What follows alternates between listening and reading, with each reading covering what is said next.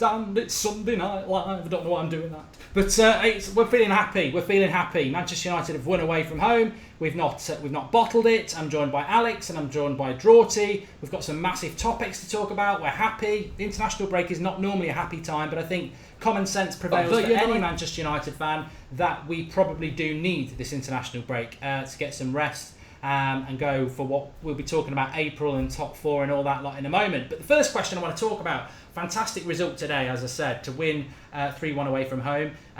Liverpool and City drawing. I don't know whether that's the right result or not. I mean, we'll talk about that a bit later, but I wanted Liverpool to lose, but we can talk about that in a minute. But the first one we're going to get into, because a lot of people will be tuning in for this one, it's the first big topic of the night. We will be talking about Luke Shaw. We will be talking about can we get top four, because it is going to be a big ask. I don't know whether people have looked at the fixtures, but the first question is, Zlatan or Rashford, what is best for Manchester United? Now, we know that whatever we come up with tonight, Mourinho is going to stick with Zlatan for the rest of the season, but we'll start with Alex because he's visual, then we'll go to Drawty. In fact, I know what Alex's answer is, so this will be interesting. Zlatan or Rashford, who fits Manchester United better, do you think? I think it depends on home and away, because obviously with away games we're more likely to set up and counter, in which case Rashford's obviously a lot better, and then in home games where we're just going to have all of the ball and be in there half for most of the games, it would be Zlatan. But I think as an overall attacking unit we look so much better with Rashford in the team, but his finishing, he missed that easy chance against, well not easy, but he missed that one-on-one against Chelsea, missed a one-on-one today, missed another easy chance today as well, so I think he does need to improve on his finishing, but he gets himself into, he creates chances out of nothing. And I think in terms of like the whole team, if you look at every single top team in the world, the one thing all their attacks have is pace. With Zlatan in the team, we do lack a bit, so yeah, he's still banned, isn't he, next game? So against West Brom, I'd like to see Martial, Rashford and Mkhitaryan up front with Mata just behind Rashford, and I think that could cause them all sorts of problems. Mark Ranger in the live comments is saying that Rashford is the future, and Rachel says Zlatan for now, Rashford for future. Drawty, I mean, I must admit it was Middlesbrough today. I said before the game and I'll still say now, they are a championship side, but I do agree with Alex that the pace certainly put Middlesbrough back 10 yards. And against Zlatan, we've seen teams come to Old Trafford and play high lines because they've got no fear of the pace. Zlatan, isn't he 36 this year? So already, longevity-wise, Rashford is the go-to striker. The only thing I would say is his finishing the last two games has not been very good. He could have buried it against Courtois. That would have been a massive goal if he had equalised against Chelsea. Imagine his confidence then against a world-class keeper. 10 men versus 11, we're 1-0 down in the game. If he'd scored that, euphoria and for the rest of the season would have been fantastic, but he didn't make it, which is unfortunate. I just think he needs to work on his finishing and he needs more time up top. But the only way that's going to happen is if he is the main man. So really, yeah, you'd have to go with Rashford over Zlatan. Breach69 quite rightly says Zlatan has missed a lot this season. Chad Sproul saying it's clearly Zlatan at the moment. Petter's son, Zlatan, ! And Alex Bork says we've looked much more better with Rashford than we have with Zlatan. My personal feeling is that I'm a massive Zlatan fan. I was glad that we got him, and he will be used till the end of the season. However, I think you could open it up a little bit to Pogba really, because I'm not likening Middlesbrough to any of the decent teams that we've used Zlatan and Pogba against. But the second half from Lingard just driving at the back four was what Pogba has been doing up until very recently. So I think it's the pace helps. I agree with that, but it's a mentality issue as well.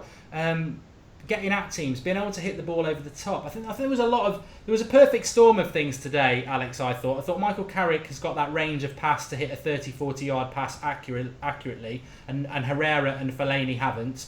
I think Rashford's got the pace to really terrify people at the back, and Lingard was quite quick as well. But my question isn't really that whether it should be Zlatan or Rashford. It's whether we can replicate what we did today when Zlatan and Pogba come back and Rashford and Lingard go to the bench, which they will. Yeah, that's going to be the issue. We play completely different with the others in the team. I think Pogba could have played really well today with obviously releasing because of the amount of brilliant through balls that he can put in. But with Zlatan, he obviously holds it up and brings the others into play. So just from the counter, like all three of our goals really came from counter. And I thought, to be fair, we do give Lingard a lot of stick, but he did play really well today. And people were complaining about him starting, myself included. I was thinking we should have started Mkhitaryan, but he did have a really good game. He had some good interchanging with him and Rashford, so obviously that English connection, which was good to see. Yeah, just having a quick look at the comments. Mark's top is cool, thank you. Ibrahimovic is more clinical, says Darth Vader. I don't know. And Rashford needs to work on his finishing, but can Zlatan get the ball and run past 2 or 3 players and create a chance? I mean, to be fair, Drawty's spot on. That chance against Chelsea, he's got to score it, but actually Zlatan couldn't create it. So I said it on the watch-along today, if you combine the two, you've got the perfect player. I mean, if Zlatan had pace, we'd be sorted, because Zlatan is the better forward, but it's the pace that makes it a debate, Drawty, because that pace, Middlesbrough would have played 10 yards further forward against Zlatan today, and I still think we would have won the game. I'm not saying, I don't think there's a debate to be had there, surely, that if Zlatan had played, we wouldn't have won it. We just, like Alex said, would have played a different way. But the big thing is, and I don't know whether either of you sort of answered the question clearly for the viewer yet, is what do you want from Manchester United? Do you want the Zlatan way of playing, or do you want that pace in the forward with Rashford? Pace wins overall, in my opinion. I mean, just look at Fernando Torres. When he did have his pace, he was absolutely lethal. As soon as he started to lose that yard of pace, he became a different player, and he wasn't as good at finishing anymore, because he basically relied on his pace to get those goals for him. It's kind of a bit like Ronaldo in some ways. Ronaldo was very reliant. I mean, he had masses of skill. I mean, he's still got tons of pace. But when players do tend to lose that extra yard, they either have to adapt their game and become, a different player. Same with Rooney, same with Gerrard. As players degrade and become, less reliant on their pace, they have to adapt their game. Whilst Rashford is young, I mean, he's only 19. Pace for the next 8 years is going to be a massive part of his game, and Zlatan's only going to get slower, and we just can't rely on him. And the other thing is he actually going to be here next season? I don't know. There's talk of him going to the MLS or back to Italy. Yeah, could well go. Alex, just very quickly before we move on to the Luke Shaw one, because I'm sure that's going to be an interesting one in itself as well. What would you prefer from United? I suppose this season we know that Zlatan's going to be here. Would you be liking? Do you want Zlatan to stay another year, or do you want Zlatan to go and we get Rashford or another who does give us that pace option? Because if Zlatan stays another year, I've always wanted him to stay, but today I've got a glimpse of what I actually want Manchester United to play like, and it's nothing personal against Zlatan. He's one of the world's best strikers still, but he can't offer us something that I think makes us, for me, more entertaining to watch and more of a threat in this league. In terms of next year, I think Jose will be aiming for us to win the league. So I've wanted Zlatan to stay, but now I'm starting to think I wouldn't be that devastated if he left. But it depends on who we can get. I don't think Rashford, judging by his recent finishing, is ready yet to win us the league as our main striker. But if we were to get someone, I know he doesn't want to come to England necessarily with Spain's first choice. But if we could get the likes of Aubameyang or something, we would just be like an absolutely brilliant team on the counter because of the pace that we do have. But as things stand at the moment for the rest of this season, if he wasn't suspended against West Brom, I would play Zlatan. But in some of the harder games, when we go away to these teams like City and stuff, I know it seems crazy to say, but we're going to be parking it and hitting them on the counter. I would probably rather have Rashford, and Rashford's already proven last season that he can score against the top teams, where he got 2 against Arsenal and 1 against City. Supreme says pace and quick passing. Anthony Abderab says speed. Alex Burke says 100% pace. And YouTube says we could always buy a Bonglahor. He had 99 speed in 2007. Beck 100% says pace is crucial. And Mad Marcus says Rashford is only 19 and it's too much too soon. I disagree with Mad Marcus. We were doing the watch along today. He said that Carrick was crap. That's Mad Marcus. It's unfair for me to put him down when he's not going to get a chance to come back. But his knowledge isn't the best. Why not just play Zlatan with Rashford and scrap the 5 defender crap, says Kwame. A few people saying that, but it's not the 4 defender crap that you're getting rid of. You'd have to drop Mkhitaryan or Mata for Zlatan. No, don't want to do that. I don't. Remember, Rashford is 19, says Zachary Bernard. And Why not play 4-4-2, says Chad Sproul. I don't think any team really plays 4-4-2 anymore. You can't get away with it. You just can't play 2 up front anymore, I don't think. Luke Shaw, let's talk about Luke Shaw. Big one, this one. Another one. Go to Drawty first on this. Jose Mourinho, a little bit of a backstory. Obviously, Luke Shaw's been fit for a long time now, and today was his first time on the bench for a long, long time. About 2 or 3 weeks ago, Jose Mourinho said Luke Shaw won't be going anywhere in the summer. He's got a big future at Manchester United. I believe that because I believe a lot of what Mourinho says. But then somebody said it to me this week, and it sort of resonated, that if Luke Shaw has such a great future at Manchester United and he's fully fit as he has been for the last few weeks, and we are playing Ashley Young at left back, and we are playing Daley Blind at left back, and we're playing Darmian at left back, then surely if he thinks Luke Shaw's got a great future, and Luke Shaw has played well in the last 2 years, he's not potential, why is he not playing? And is this just a smokescreen that he will be going in the summer? Because apparently there is a story that Luke Shaw is looking for a move himself and is unhappy. It wouldn't be surprising, because didn't Luke Shaw turn down an opportunity to go to Chelsea because his family weren't happy with Mourinho or something like that? To be honest, I think he's gone in the summer. I don't think you can look at it any other way. Mourinho is very good at he knows the personnel he wants at the club. If he wants someone out, he'll manage them out. It's like in any job. If you don't want someone there, you just make it slightly untenable so they can't stay. There's no reason he's not in the team. He's fit. He's clearly not doing something in training that Mourinho likes. He is a young player. He needs to be able to play. As much as we might like him, as much as he was really, really good at the start of last season before he broke his leg, I mean, you've got to say he's a goner. I can't see him staying. I really cannot see him staying. Let me just have a look what everyone's saying in the live comments before I go to Alex. Marcus, no. Shaw won't leave 100%, says Alex Burke again. Give Luke Shaw and Timothy Fosu-Mensah a chance, says Supreme. Go for Mendes, says Darth Vader. I was going to say that. He's a fantastic left-back at Monaco. There are good left-backs out there. I know for a fact that Mourinho wasn't too keen on Luke Shaw from Southampton to Chelsea either. Abdullah says Shaw isn't good enough. And what do you mean Shaw isn't ready? He was brilliant under a coach like KVG. Need to buy a new left back because Shaw never plays, says Harry Galt. Google says such a waste, Shaw not being used, another Depay mistake. Alex, where do you stand on this? Do you think he's going to go? Do you think Mourinho's right not to be using him? Tyrone Williams, says Luke Shaw is definitely leaving. I said this ages ago. Mourinho is a prat for not liking him. Sort of bad opinion. The thing is with Luke Shaw is I love him and everything, but this is the second manager now that seems to have a problem with his fitness. And obviously he came back from the leg break, but before that leg break under Van Gaal was saying he gained too much weight, and he was, when he was back, looking a bit overweight again. So I don't know if he's back on like a special regime, but he is 100% fit. He's in the England squad to play Germany and Lithuania or whoever we've got. So I hope he gets some games there, so we can maybe, if he plays well for England, it might give Jose something to think about. Because, well, I can't remember if he was on the bench or not, but if you're playing bloody Phil Jones at left wing back and you're not giving Shaw a chance, it just seems ridiculous. And it's like, Ashley Young, he does a job, but it's like Shaw would be so much better. And he was in the Premier League team of the season at 18 when he was at Southampton, and he may not have as progressed as everyone thought he would, but that's just due to injuries that he's picked up, and he still has the potential. He's still young. I think he's only like 21 or something, maybe 22.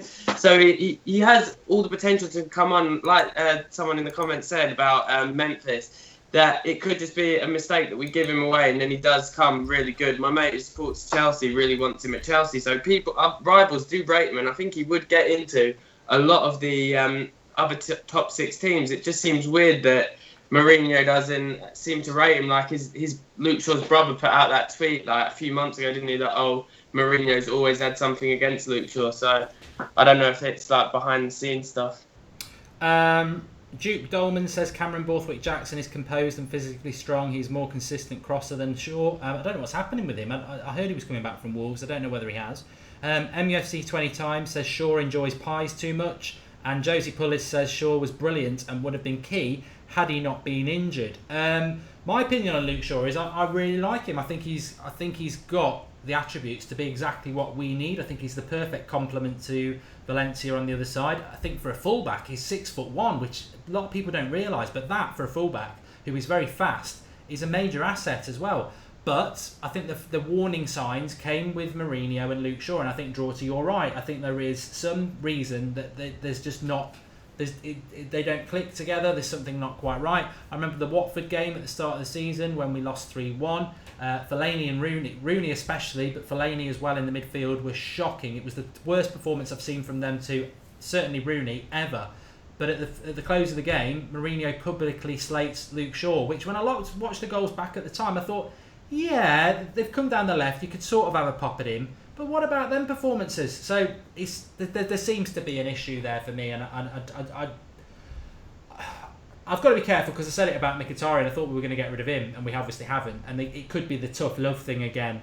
But there's tough love at a stage in the season where you can afford to do it, and we need a left back, and it's a key time of the season, and he's not using him. I would lean towards what you said, to be honest.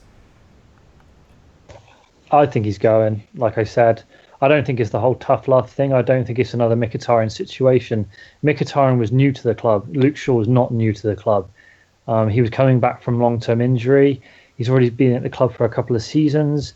It's not a case of a player who's never played in this league before having to bed in. He's already done very well at Southampton before he joined United. He already proved he could do a job.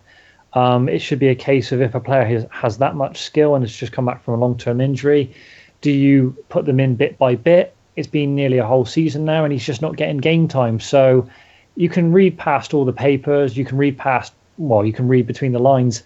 I think Luke Shaw's gone in the summer. Do you know what? I wouldn't be surprised if it was to someone like Everton or possibly even Arsenal. They could do with a slightly better left back than what they got at the moment. So, he could be an option. And if I want to play devil's advocate, just imagine if Alexis wants to move away this summer. What if Luke Shaw's some kind of make weight for Arsenal? Who knows? It's one of those weird scenarios that could crop up.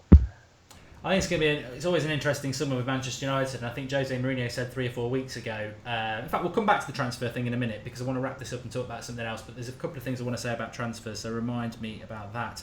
Collie House says breaking a leg is as much psychological as physical. Recovery is hard.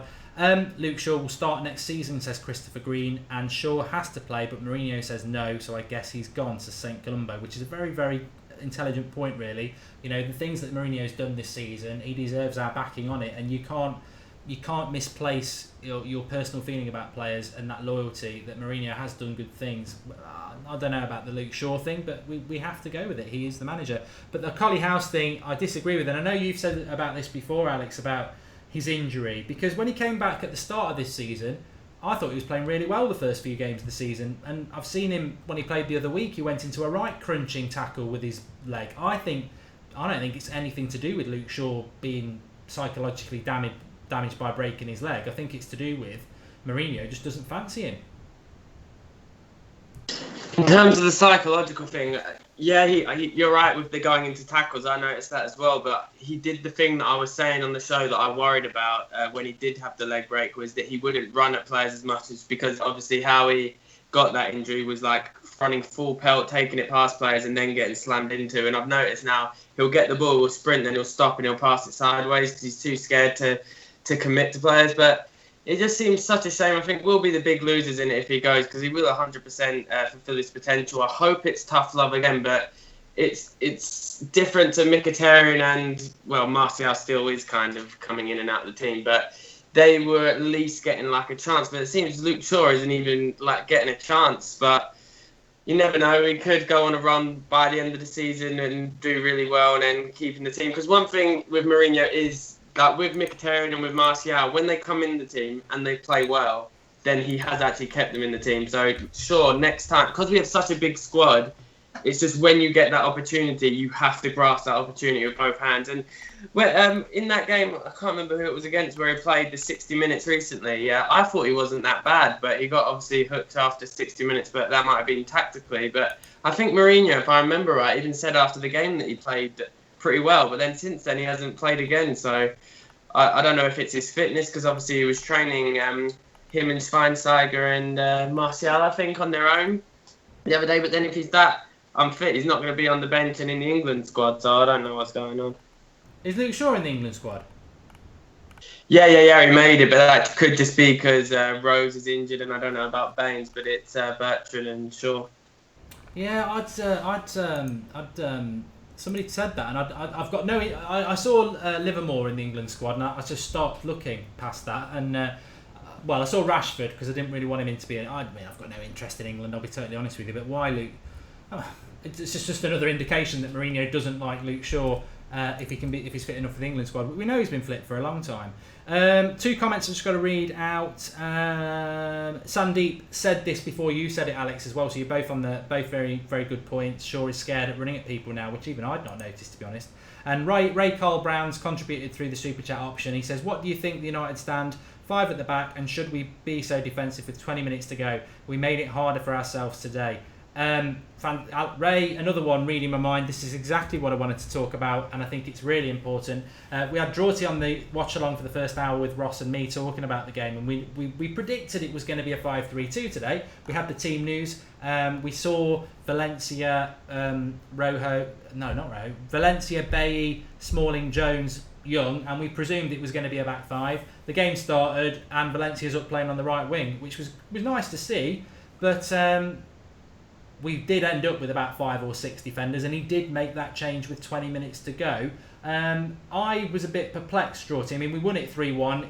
We were lucky to win it 3-1 because Valdez is still a red and handed it on a plate for us. But I was a bit surprised that I know he talks about fatigue, and we even said ourselves that we'd be able to judge this more in April when they've had a rest. But I was a bit disappointed. I think Mourinho still has that old Mourinho, selfish Mourinho way of doing it, and not looking at the way United do things. That for 70 minutes we were brilliant and we're running the game, and then he goes ultra defensive and invites Middlesbrough on.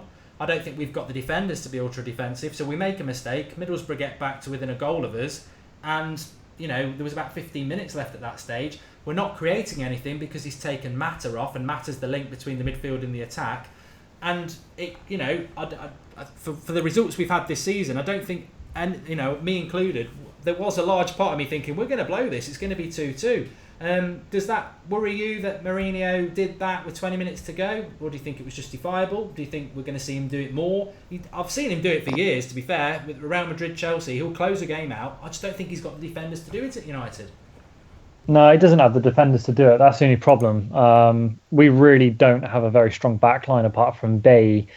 The rest of them are all a little bit suspect in their own ways. I just kind of think at the moment Jose is just doing what he knows best, and that is when you're winning a game, try and shut it out and shut down shop rather than go for a third or a fourth. The thing is, because our defence isn't that great, if we did do what you wanted to do and start going on the counter-attack, there's always that possibility we're going to be caught on the break anyway, because we're really not that great in defence. So it swings and roundabouts, really. You either go all out attack and then invite them onto you that way, or you defend and invite them onto you, or just suck up the pressure. Fact is, we had Carrick and Fellaini in front of the back 5. I mean, it was a 4 at the start, but then it sort of converted to a back 5. So you kind of need that cover. The team out there today wasn't the strongest United side I've ever seen, not by a long stretch. So I think it was just more important today just to get a win, get up to 5th, shut up Arsenal. All the guys on Twitter giving us all the 6th stuff. It's like, enjoy the next international break, lads. You're going to love sitting in 6th for a while. You're going to get a lot of abuse for the next week, hopefully. Everyone comments. If you see someone on Twitter, an Arsenal fan who's maybe made a 6th comment in the last couple of months, give him some crap. Just be a bit positive. It doesn't matter that it wasn't the best defensive display, or doesn't matter that it was a crap game. We won 3-1. We're in 5th. It doesn't matter. We're on the up. It's fine. You just prompted me to remember my best comeback from it. I've had a lot of Arsenal fans biting today on Twitter, and it's been very good. But the best one I had was because I've hated the 6th comments. It's just such an easy put down, and it does wind me up. So it's been going on for a long time. So I had a little bit back, and the best Arsenal fan could come back, and he was really trying to come back with this. He said, This is the worst Wenger's ever been, and you're still only 2 points ahead of us, having spent 90 million on Pogba. And I just thought you've shut yourself down with that reply. I don't even need to come back to that. But FNAO has contributed on the super chat. He says fans not supporting Shaw and joining the Fellaini bandwagon after today's one-off performance shows an inclination towards mediocrity. We'll come back to that. It's a good point. We'll come back to that. But what I just wanted to say in defence of Mourinho is he did say that he went defensive because he wanted to close the game out, but the defence went 10 metres further back than it should have done and invited pressure. So, you know, even his tactics weren't actually followed through. He said we invited the pressure and we stopped creating chances on the break, which is true. But Alex, do you have concerns about that? My concern today was I just thought of the Arsenal game. We didn't have a 2-goal cushion against Arsenal. We had one at Old Trafford. We totally dominated them. We weren't in form at the time, and they were. Dominated them, got the goal through Mata, and then with 10 minutes to go, we sat back. We put Rashford on and played him as a left back. Oxlade-Chamberlain had him on toast, put a lovely cross in. Giroud scores, and they nick a point from a game they didn't deserve to because we sat back. I think me and Drawty have said it there. I've got nothing against sitting back. I've seen Sir Alex Ferguson sit back, but we haven't got the defenders to do it, and he's done fantastic work with Phil Jones, and Rojo is just unbelievable as a centre-back. I mean, I would keep him now. I think he's fantastic. But as good as his work he's done with Phil Jones and Smalling, they will cost you goals like they did today. Yeah, I think it comes down to a few things. I think the reason he played so many defenders is because he doesn't trust our defenders. Chris Smalling, good God, with him. But I think if Herrera wasn't suspended and Pogba was fit, I don't think we would have been playing with 6 defenders, because I think he would have brought the likes of Carrick on, brought Fellaini on, or maybe he would have even started a 4-3-3 with Pogba, Herrera, Carrick. I think it was just due to who we had, and he took Mata off because of the height, and then because he knew what was going to happen, and what did happen, they brought Gusted on. They were just pumping balls into the box, which obviously paid dividends to an extent with Smalling's horrific clearance. But I saw people saying, some journalists, Mark Ogden or whatever, was saying, if it was LVG or Moyes that played with 6 defenders, people would be up in arms doing that. And then people were commenting, and it's so true, if it was LVG or Moyes, we'd be losing or drawing and then bringing on the defenders, not doing it to defend the lead. So I agree with you in the Arsenal game, but I was fine with it today. I don't care now how we perform for the rest of the season, as long as we're getting the wins, to be honest. Like that Rostov game, we were terrible, but we still got the win. We just need to keep. We're so up. You can tell now that the fatigue is starting to show, but we just need to keep grinding these results out. Like in the League Cup final, you could see that they were absolutely knackered, but we got the result again. So it's just about results now, not about performances. We can do the performances again at the start of next season when everyone's fit, because we're just not getting a break. I think it's in April we have something like 11 games or something ridiculous. Like we're going to average for the rest of the season, I think it's a game every 3-point-something days. So just as long as we get the results, I don't care how we play. Good point. And John O'Neill says, Alex, you are looking lesbian-esque tonight. It just jumped out at me, but no, I agree with Alex that any win today would have been fine. I don't care. It really was about getting the 3 points. But any comparison to Van Gaal or Moyes is unfair, because the last 20 minutes was bad tactics. I think it was. We invited pressure against the team that didn't deserve to be in the game. But the 70 minutes up to that were fantastic, and I thought the 25 minutes between half time and 70 minutes was just amazing, and it's the best 25 minutes I've ever seen from Lingard. And a lot of people giving Lingard a lot of plaudits, which he deserves, but why do you think Lingard was not that good in the first half and good in the second half? Because somebody at half time had a word with him, and that's our manager, and that's what our manager can do. So I would put that massively down to him. Alex came up with a good point there. I'm going to go to Georgie about this and get your thoughts on the live comments as well. We've got 2 weeks off now. We come back with a game on Saturday the 1st of April against West Bromwich Albion. It's a 3 o'clock kickoff on a Saturday. We then play Everton at home as well. West Brom's at home. We play Everton 3 days later on a Tuesday, and then on the Sunday at 1:30 we play Sunderland away. 3 games within the space of a week that potentially we could win all 3, which would give us 9 points. We then play on the Thursday against Anderlecht away. We then play on the Sunday against Chelsea at home. We then play on the Thursday again against Anderlecht at home. We then play on the Sunday against Burnley away. And then we complete the month, well, you'd think a week later against Swansea at home, but we will actually have to play Southampton or Middlesbrough in between those 2. So that would make it 3, 6, 9 games in April. And if we get through the Europa League, which we should do, that would be another 2 in May. 4 league fixtures, that's 6. If we get to the final, 7. So it is relentless, Draughty. And I think when you look at the league table at the moment, we are 5th on 52 points. We have got 2 games on Liverpool, who are 4 points ahead of us. We have got a game on City, who are 5 points ahead of us. But I still think, for me, it is a massive, massive ask while you're talking, I'm just going to have a quick look at Liverpool's remaining fixtures as well. Because we've got to go to Arsenal, we've got to go to Spurs, we've got to go to Man City, and we've got just so many games. Yeah, but at the end of the day, that's just what you've got to contend with in modern football. If you want to be in all the competitions, you're going to have to play more games. That's just what happens. Then it comes down to using your squad and squad depth, and that kind of just shows that we really don't have that much depth in the squad at the moment. So all that says to me is in the summer, United need to get rid of some of the dead wood and just make sure the squad is stronger as a whole. The Europa League, if you're going to throw the dice, do you go for 4th, do you go for Europa League? I kind of think you just go all out and go for the Europa League. I agree.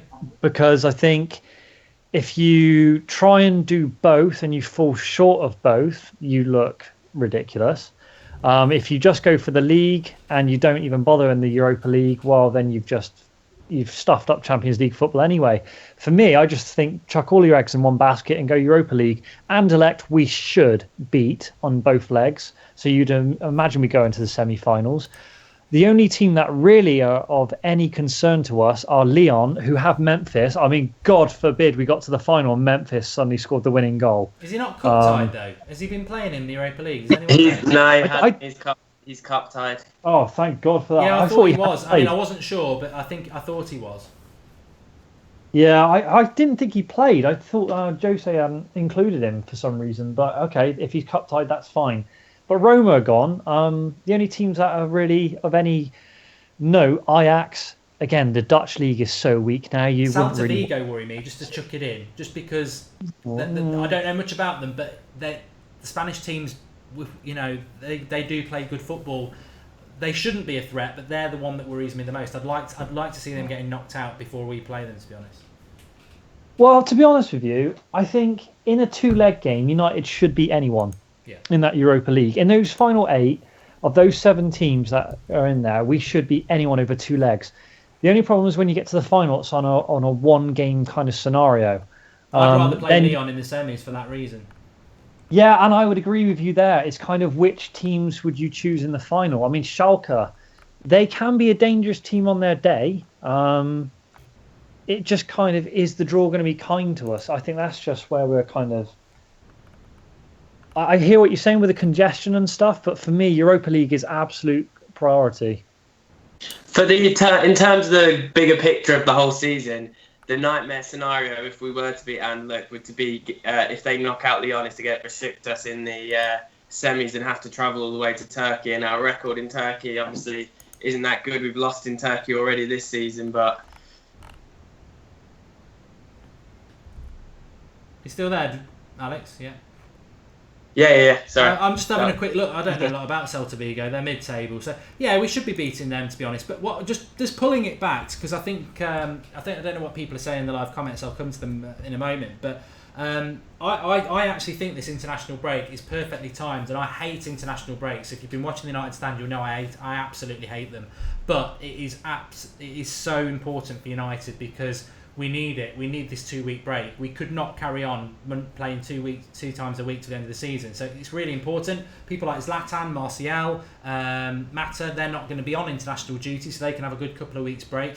But I'm just people say, well, I actually think that this is something Mourinho will have done. And I think he sort of alluded to it in his post-match conference today. We've got to prioritise one, because as Draughty says, if we get to the end of the season and we go for both and end up with neither, we will always look back to now and go, remember that international break where we had the chance to really just go, let's just go for one and make sure we get Champions League football. Because I know somebody like Griezmann could really be dependent on whether we get Champions League football. So I would throw that to you, Alex, as well. But I just wanted to say this. We know that we've got to play Man City and Arsenal and Spurs away. And they're very tough fixtures. When you look at Liverpool, their fixtures remaining, they have got a few left, but it's Everton at home, which I think they'll win, Bournemouth at home, which I think they'll win, Stoke away, West Brom away. They could win both of those, they could mess it up. Crystal Palace at home, they'll win that. Watford away, they could win that. Southampton at home, you'd expect them to win that. West Ham away, well, everyone wins at West Ham. And Middlesbrough at home. So the running for Liverpool is... it's not what ours is either, without taking into account all the games. Now, anything can happen, but the Europa League is surely the hint is go for the Europa League. Thing is with Liverpool, I've been speaking to my mates who support them, and they would rather play top 6 teams for the rest of the season than play these lower teams that they're expected to beat. Liverpool haven't lost to a single top 6 team the whole season, and they would have obviously lost to us if it wasn't for that Pogba penalty. But it's the teams that are in the lower end of the table that they actually struggle with, where they're the ones that are always on the ball and having to break down these stubborn defences. You even saw it even at Anfield with Burnley when they were winning, and then obviously Liverpool came back. But it's not completely out of the realms of possibility that they could mess up. You've seen them struggle. They lost to Wolves, didn't they, in the FA Cup? It's these smaller teams that they struggle with, so I think they will drop points. Arsenal, I think there's no coming back for them. I think this could finally be the year they don't get top 4. It is in our hands, but in terms of how we have all these difficult away games, our away form this season is better than our home form. So it's not. I think we can get results against the likes of Spurs, City, and Arsenal. It will obviously be hard, but like I said, we're actually playing better away from home than at Old Trafford for some weird reason this season. I think that the difficulty is that we actually have got to play all 3 of them in the space of 7 days, which is just horrific in May. But I mean, I do agree with you that Arsenal are out of it. I've got a funny feeling we just won't get near Spurs, so I think it is between Liverpool and City.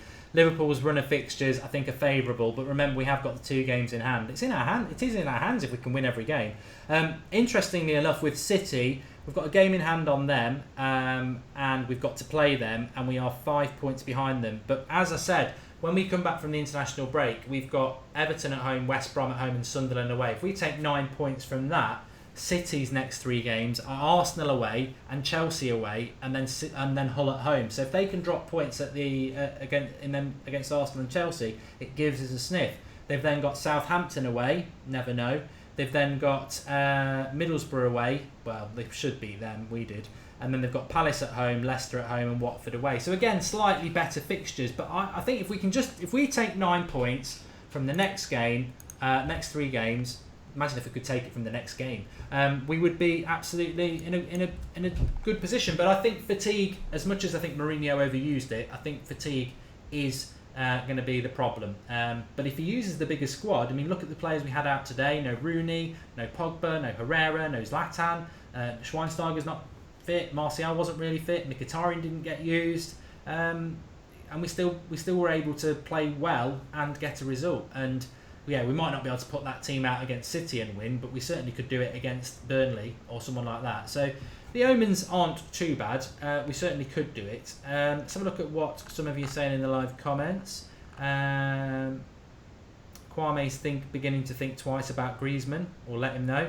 I would love if Arsenal finished 7th this season, says Louise O'Donoghue. No, I want him to be in the Europa League. I'm fed up of these teams like Chelsea and Liverpool not being in Europe, and then they get a massive advantage. I think if you put Liverpool and Chelsea in Europe this year, they wouldn't be where they are.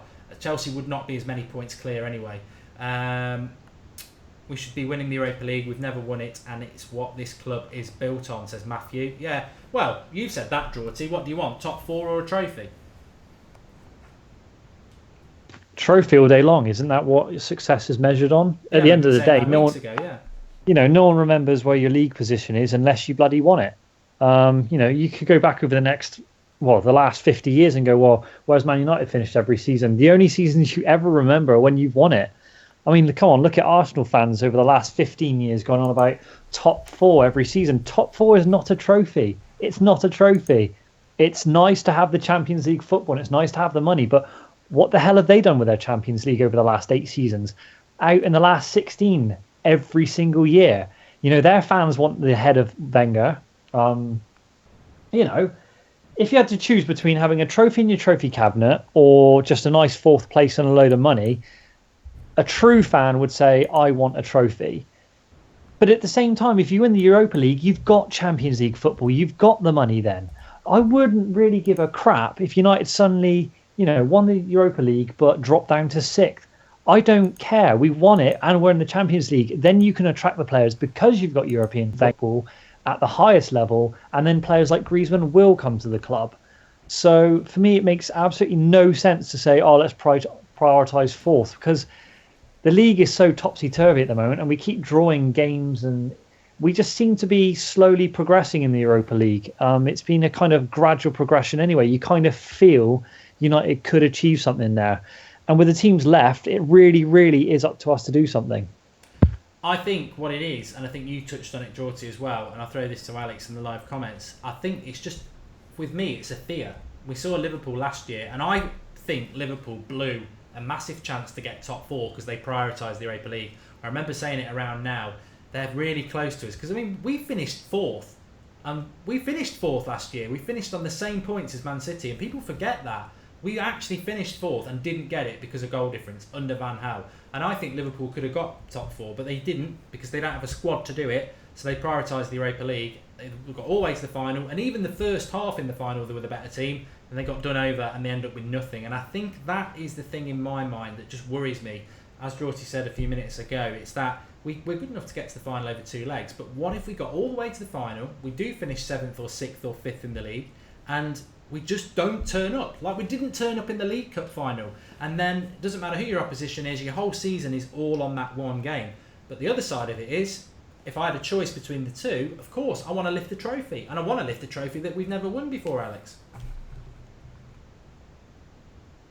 I said it all season, if there was one trophy that I'd want us to win, it would be the Europa League. We've never won it before. Guarantees Champions League football for the next season. Like Jorty says, it's not so much like Arsenal go on about it like as just, I don't know, for the money or the prestige. We only need it just so that we can bring in a higher level of a higher caliber of player, although it hasn't really seemed to have affected us that much. But that's just because of how much money we have. But I just think with the Europa League, that where it's based and stuff, it's in Sweden, the final. So they're just going to be licking their lips at the marketing opportunities of having Zlatan coming into a final, which could potentially be his last game at Man United, to go out on top, seal the victory in his home country. And we can easily do it, and we should be favourites by a mile, but we haven't necessarily. Well, we did it at home against the likes of St Etienne and some others, like blow them away. But against Rostov, we weren't that good, but we were unlucky. So we should be winning it, and I just hope. We've seemed to be really lucky this season with the good teams knocking each other out. So maybe we can get another favour this round and have some of the better teams go through, but we should be beating every single one of these teams. I don't fear any of them. Besiktas would have been the only one I wouldn't want to have, is just for travelling to Turkey because we don't have a good record there, and obviously with their crowds. On the live comments, I've got a really profound comment here from a Chelsea fan. He says, "Hey man, as a Chelsea fan, you guys have to understand. Give up. 0% chance that somebody else will win the league, blood. Except Chelsea, just stop watching. It's impossible. They have won. Give up, bitches, fam." Well, very profound that was. Thanks for watching the United Stand, a Manchester United fan channel, on your Sunday night. We need Zlatan or Rashford is not even a question, says Jaden Forbes. We go for both. No need of prioritising. You never know what can happen. Ask Liverpool last year, says Fred 1. If we concentrate on Europa League, then losing the final would be terrible, says Mark Woods. That would be double in Jose's first season too, says Zoltan. Is it true Arsenal never put a trophy room in their stadium, says DT United. James Reed. There's a couple of things I want to talk about before we close. I was thinking about this today, and it is United related, I suppose. I'll give Jorty and Alex a little bit of time to think about this. FNAO has just contributed through the super chat. Thanks for that. Andres Pereira had another assist today. We were talking about him this morning in the hour before the kickoff. He's got to be given a chance this summer. He has to be given a chance. a big fan of his, and I really want him to give it a chance. But I was thinking about this today when I was watching the Liverpool-Man City game. Pochettino and Klopp, I would imagine they probably are going to get top 4, which means Champions League football for those Spurs and Chelsea. That leaves 2 spots and 4 very renowned managers in the Premier League. Wenger, Klopp, Mourinho, and so renowned I've forgotten who it is, Pep.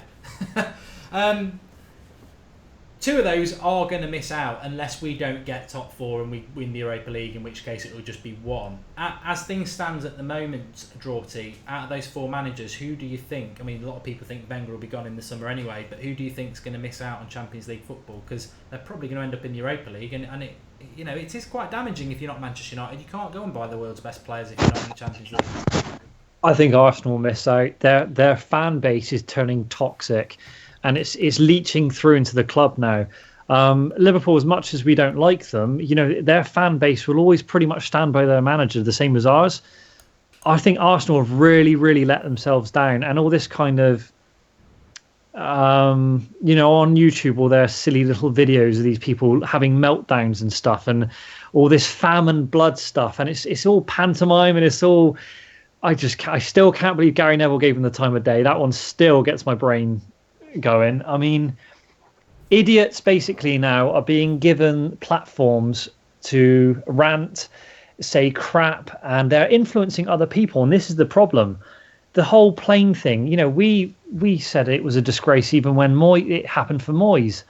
But for Arsenal to do it to their manager, who's been pretty much the most successful manager in history, the guy who's consistently, and I know 4th is not a trophy, it's not a trophy, but they've had to pay off for the Emirates in the stadium.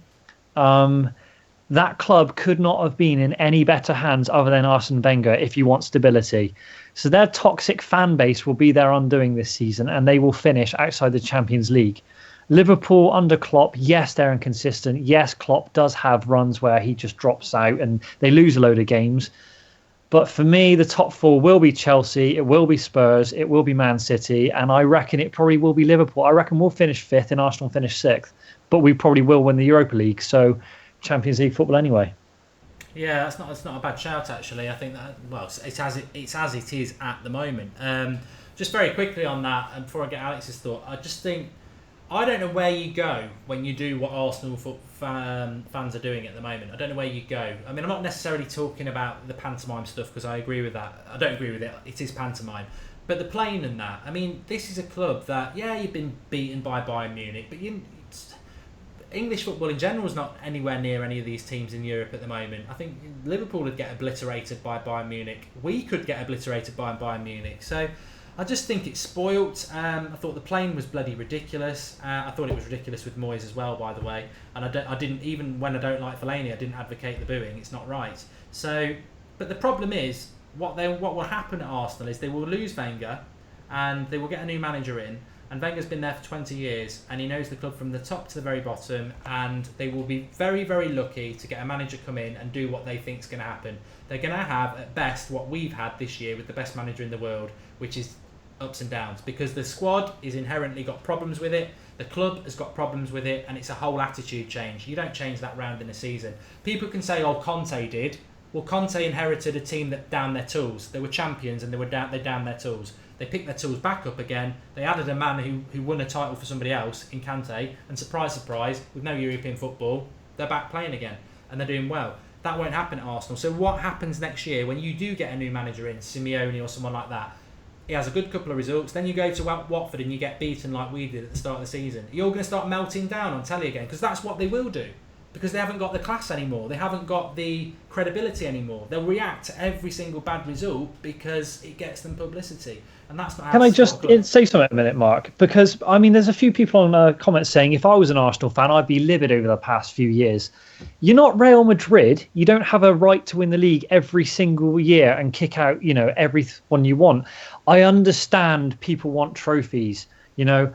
Man United fans, we want trophies. Everyone wants trophies, you know. Spurs haven't won anything significant for such a long time. Good point. I just feel the whole thing with Arsenal, you know, yeah, they have probably like a right to rant and say, oh, we want the manager out, it's been crap, whatever. it kind of, the players have got a lot to answer for as well. Özil's been crap at times. Sanchez, his head just goes and he looks like he's, throwing his toys at the pram. I just think the whole Arsenal thing at the moment is just a bit toxic. And, even if they change manager, they might have a season of success, like you say, Mark. But then what happens after that is not going to be consistent. No one can be consistent anymore. The days of Manchester United dominance like Sir Alex Ferguson, those days are over. Yeah, and I'm going to come to Alex because it's not fair, but Camille said, he's contributed, he says Griezmann, Donnarumma, Kessie, Manolas, I presume he's talking about players for the summer, which we will be talking a little bit more over the next 2 weeks because we've got a lot of time with no games. We want to sort of look ahead and, look at things. But, yeah, I would be happy with that But, I don't know, I just think in closing, I don't know where you go when you do things like planes based on that. I just think every bad result now, I mean, we know what happened with Andy Tate and David Moyes, and it's not really happened again because Manchester United are quite a credible club. You could go down that route after every single game you lose, but there's no credibility to it, and it is a toxic situation, like Drawty says. But yeah, do you agree with him, Alex? Do you think that Arsenal? Well, you've already said Arsenal won't be coming back now, but do you think either Klopp or Pep might not get top four as well? Be interesting if they didn't. Just quickly, in terms of Arsenal, I think they have just such delusions of grandeur. I've seen on that YouTube channel, loads of them are saying, oh yeah, we'll get Allegri or we'll get Simeone. But why would they leave Atletico Madrid or Juventus to go to Arsenal, especially if they're not in the Champions League? It's like United could get the likes of Van Gaal because he was a highly rated manager, or Mourinho and stuff, because we're Manchester United. We're a massive, massive world club. Chelsea could get it because they're actually, like you said, they were champions. They just down tools. So Conte had something to build on to get them back to the top.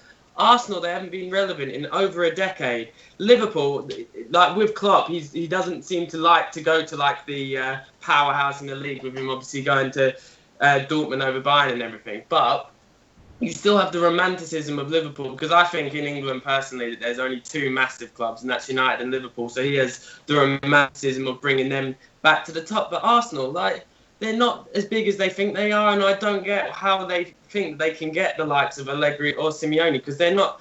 I mean, they might be rich, but I think clearly that owner isn't giving them money anyway, so I don't see why that would change. I think that they would be a likes of an Everton or a Spurs, like how they got Koeman or Pochettino from like a lower level club, and I think that's what Arsenal are going to have to do, because I really don't think that they're as good as or as big of a pool as they seem to think they are. In terms of the top four, I think I still think Liverpool will drop out, because I think they've looked really, really average in 2017. They've only turned up against the good teams, but and it's the weak teams that have caused them problems. But I feel actually a lot more confident that perhaps City could even drop out after you read their fixtures. They have a lot of hard games coming up, and they haven't been in the best of form. But the one disadvantage now to United in this run-up is that, unlike every single other team above us, we actually have Europe and they don't, which is going to add up more games. But then again, we have that small break with them all in the FA Cup and us not anymore. But one thing as well with these fixtures that's absolutely ridiculous is that we're sandwiched once again with the Chelsea game between two Europa League games, so that they'll go into that game against us fully fresh, just like last time, and we're going to be tired from the Europa League, which should be the priority over that Chelsea game. Don't get me wrong, I think we can still win both those games, but it's just ridiculous. I think the worrying thing is, and I'm glad that Spurs won today in a way, is that I don't want Chelsea to be coming to Old Trafford in mid-April and winning the title, which I've sort of looked at it, and it could happen if Spurs drop some more points, which I don't want to happen. I don't think we'll catch Spurs, so I hope they keep winning. And I just want to say about that very quickly, I'm giving my age away a bit here, but I remember Arsenal before Wenger, and it's a very, very good point that nobody's really ever said, and it just shows you Arsenal fans for what they are.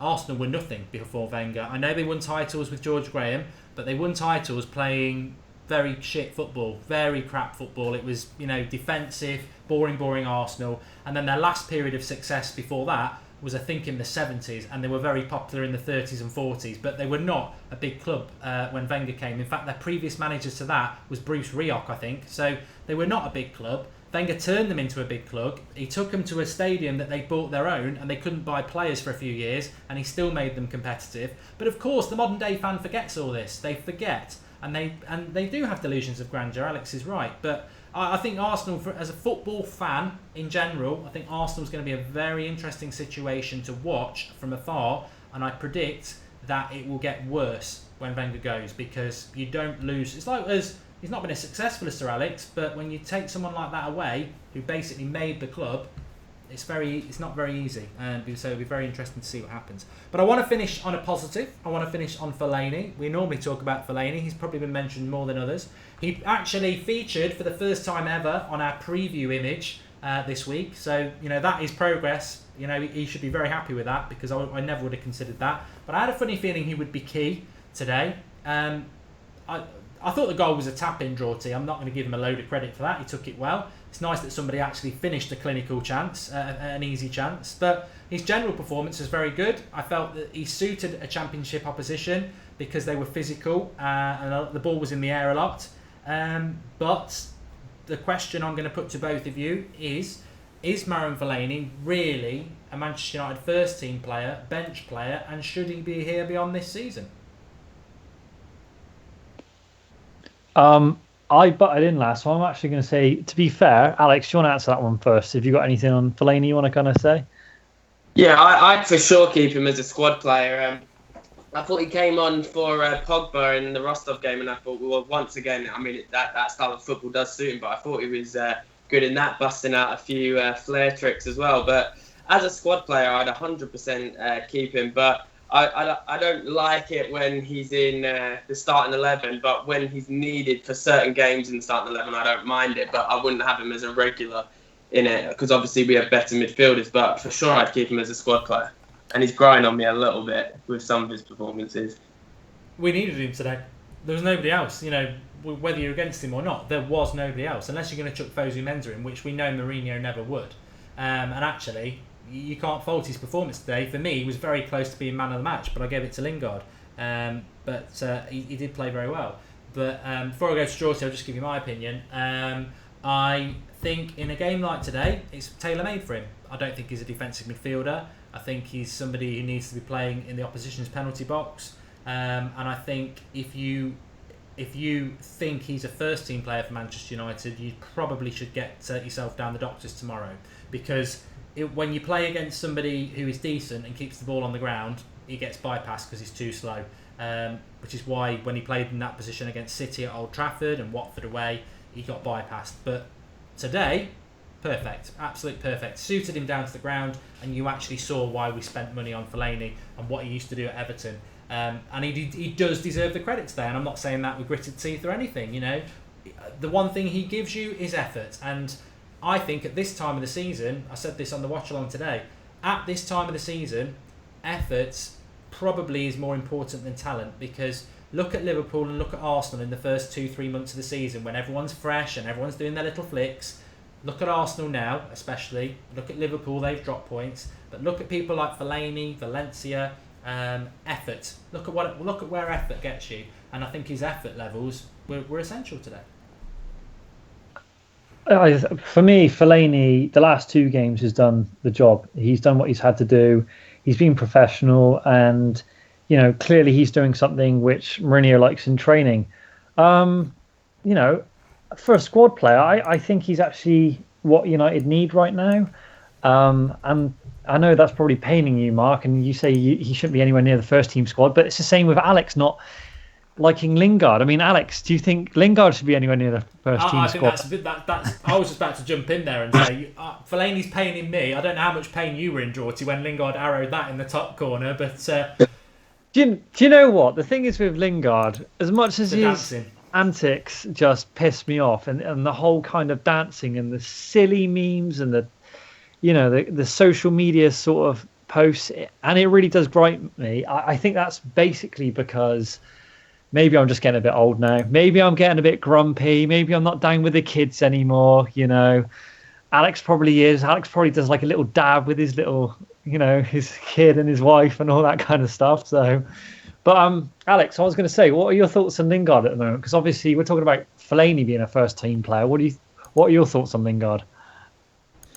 I think it's hard to criticise him because he keeps scoring the these important goals at Wembley and stuff. But no, I think credit to him, he did play well today, but he'd be quite low down the pecking order. He definitely wouldn't be a starter for me, but he's an all right squad player when we have a lot of injuries. He's diverse. He played even some games at fullback under Van Gaal, didn't he? He can play on either wing or through the middle, so he's all right to keep as a squad player. And I think he's like one of those players like an Ashley Young that doesn't actually mind just spending most of the time on the bench. I think obviously he grew up in Manchester, so he's a United fan and stuff. And the antics like that stupid celebration when he scored today, I think I'd prefer him to go back to doing the dab because that was just ridiculous. But yeah, he's all right.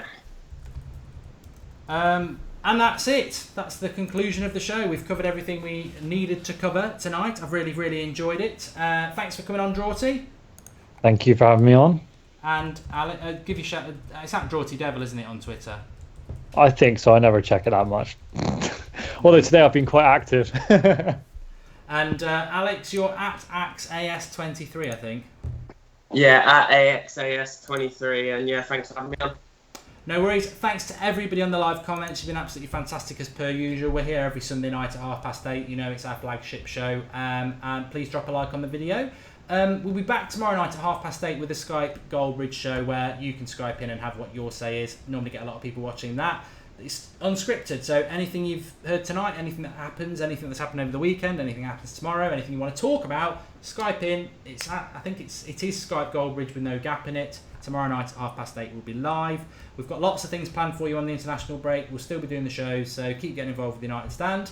And I shall see you all tomorrow night. But thanks everybody. Fantastic weekend, good results, and nice little break for the players. And we go again in April. See you soon.